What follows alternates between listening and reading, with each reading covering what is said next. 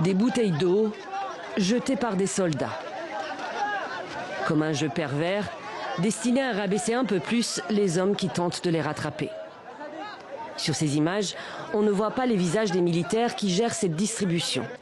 Mais elles en disent beaucoup sur les méthodes des autorités yéménites dans ce stade d'Aden. Ici, près de 1800 migrants, en majorité des Éthiopiens, sont parqués, à même le sol, en plein soleil, dans des conditions sanitaires intenables. Il n'y a ni nourriture, ni boisson, il n'y a pas de salle de bain, ni de douche. On a faim. Ils nous tuent avec la faim. Je leur ai dit que la mort valait mieux que ça. Je veux aller en Arabie Saoudite pour travailler.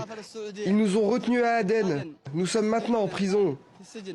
Une prison à ciel ouvert. Ils ont été arrêtés par les services de sécurité d'Aden, placés dans des camps de fortune, puis rassemblés dans ce stade.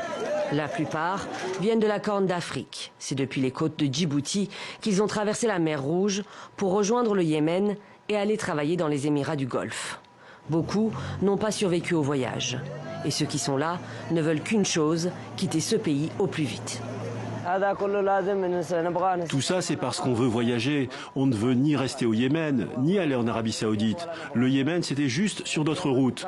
Maintenant, ici, c'est très problématique. Il n'y a que des morts et des tirs dans tous les sens.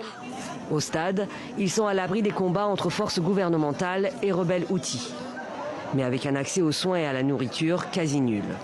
La solution prévue par le Yémen est de les rapatrier tous. L'Organisation internationale de la migration, elle, tente de les ramener chez eux sur la base du volontariat. Près de 150 000 migrants sont arrivés au Yémen en 2018. 92% d'entre eux sont éthiopiens.